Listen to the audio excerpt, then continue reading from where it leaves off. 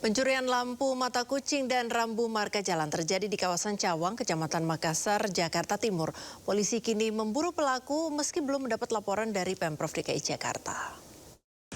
Ya, copot lagi Pak. Copot lagi Pak, biar berkah. Pakai masker lagi orangnya.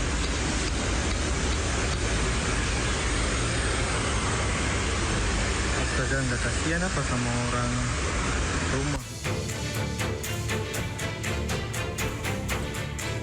Dari rekaman seorang pengendara, terlihat pelaku menggunakan penutup wajah mencuri road stud atau lampu mata kucing yang berada di Jalan DI Panjaitan, tepatnya Simpang Susung Cawang, Kecamatan Makassar, Jakarta Timur. Pelaku mencongkel satu persatu lampu mata kucing yang ada di kawasan tersebut dan menaruhnya di sebuah gerobak.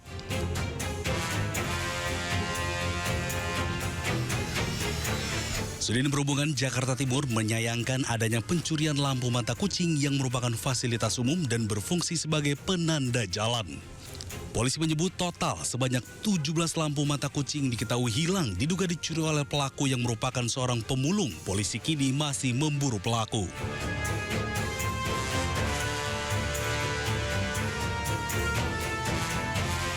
Sepertinya di kepala paksa ya dipakai pahat itu, jadi memang niat mereka untuk mencuri gitu. Dia tuh memang niat untuk mencuri. Padahal ini kan fasilitas umum yang harus kita jaga sama-sama. Tetapi tindakan kriminal ini tidak bisa ditolerir gitu. Jadi kami dari suku dinas perhubungan mengecek di Cawang ini ada 18. Belum yang tempat lain apakah ada masih sedang pengecekan. Ya, itu kejadian di Selasa dini hari yang diduga dilakukan oleh pemulung karena dia ada gerobaknya dan dia mukanya ditutup, dia kayak ninja dan tidak bisa terekam, mukanya tidak bisa terekam oleh CCTV semua, tertutup oleh masker. Selain pencurian lampu mata kucing, pencurian besi rangka tembok pagar jembatan di kawasan Sunter Agung, Tanjung Priok, Jakarta Utara juga terekam video amatir pengendara. Pelaku berusaha menghancurkan tembok pagar jembatan agar bisa mengambil besi rangkanya. Ironisnya, aksi tersebut dilakukan di tengah keramaian arus lalu lintas. Setelah peristiwa itu, jajaran unit reskrim Polsek Tanjung Priok langsung memburu pelaku. Meski sempat bersembunyi di bawah jembatan, pelaku akhirnya hanya bisa pasrah saat ditangkap. Selain pelaku, polisi juga mengamankan 2 orang lainnya. Sejumlah barang bukti besi hasil curian juga diamankan.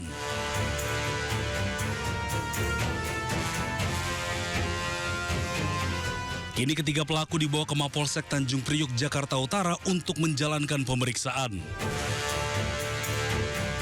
Dari Jakarta, Rio Manik, Rizky Faluvi, iNews melaporkan. Sementara itu pemirsa, aksi pencopet di tengah keramaian kawasan Blok M Kebayoran Baru, Jakarta Selatan terekam kamera pengawas. Pelaku memanfaatkan kelengahan korban yang meletakkan ponsel di atas meja.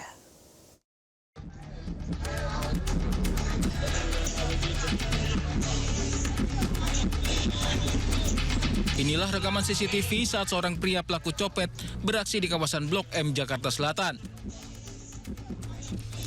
Dalam rekaman CCTV, pelaku beraksi seorang diri, sempat mondar-mandir memantau lokasi. Saat korban lengah meletakkan ponsel di atas meja, pelaku pun dengan cepat mengambil ponsel tersebut dan berlalu.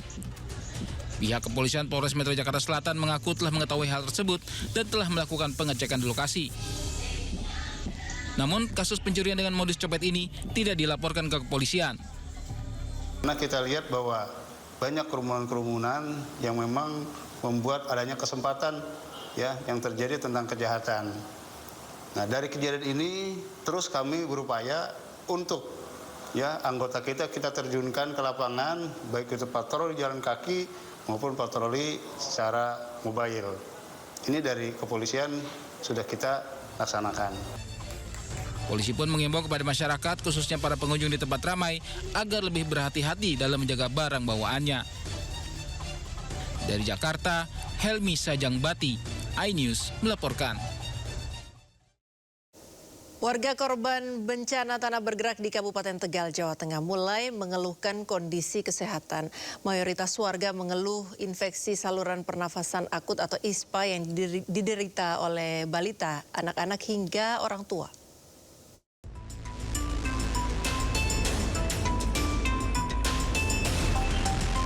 Sedikitnya 132 warga korban bencana tanah bergerak di Desa Padasari, Kecamatan Jatinegara, Kabupaten Tegal, Jawa Tengah mengalami ISPA atau infeksi pernapasan akut. Mereka terdiri dari balita, anak-anak hingga orang tua. Kondisi pengungsian yang cukup panas pada siang hari dan dingin pada malam hari membuat warga terutama balita dan anak-anak muda terserang batuk pilek dan sakit tenggorokan. Udah kemarin udah periksa 2 kali, batuk, dingin, udah periksa 2 kali. Saya juga orang tua saya, banyak yang sakit kepada periksa.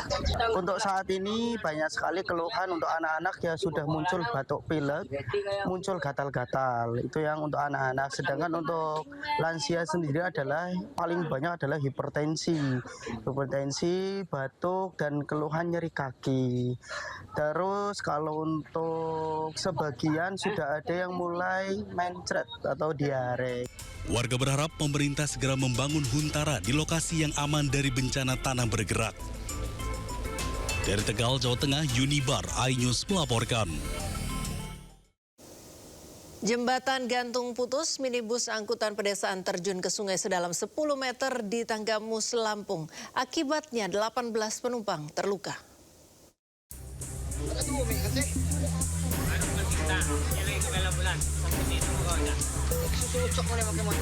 Video amatir warga memperlihatkan kondisi mobil minibus angkutan pedesaan yang berada di dasar sungai Pekon Banjar Agung Ilir sedalam 10 meter.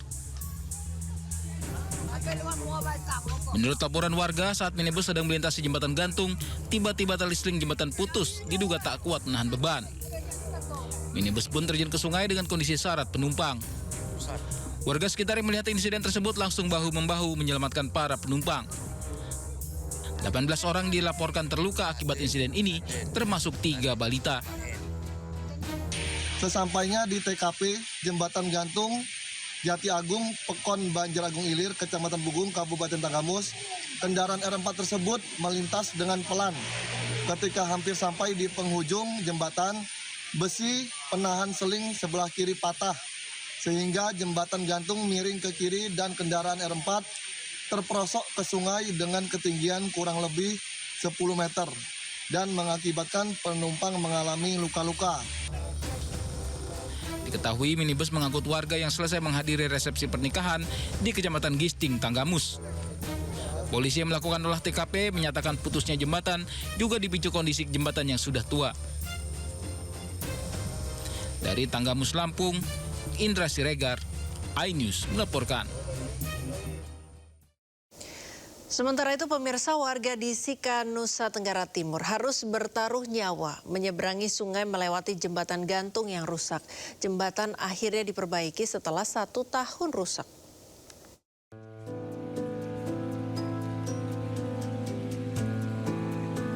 Selama setahun terakhir, warga di 3 desa di Kabupaten Sika, NTT harus bertaruh nyawa untuk menyeberang ke desa lain akibat jembatan rusak. Tidak hanya orang dewasa, anak-anak sekolah pun terpaksa menyeberang dengan penuh was-was untuk bisa bersekolah.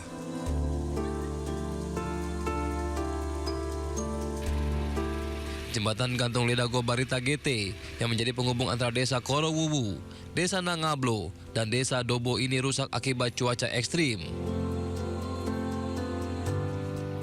Setelah setahun rusak, jembatan akhirnya diperbaiki oleh Brimob Batalion B Pelopor Maumere. Para Brimob karena telah memperbaiki jembatan kami sehingga kami berpergian atau berperjalanan ke sekolah dengan nyaman dan aman.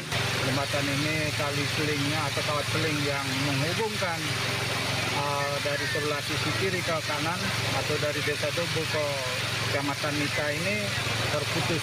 Jadi akses ini digunakan oleh masyarakat, bukan hanya masyarakat kita sini, tapi dari masyarakat 3 desa, termasuk anak-anak sekolah baik SD, SMP maupun SMA. Perbaikan ini mendapat apresiasi dari warga karena jembatan gantung Ledago Bareta GT merupakan akses utama warga di 3 desa untuk beraktivitas.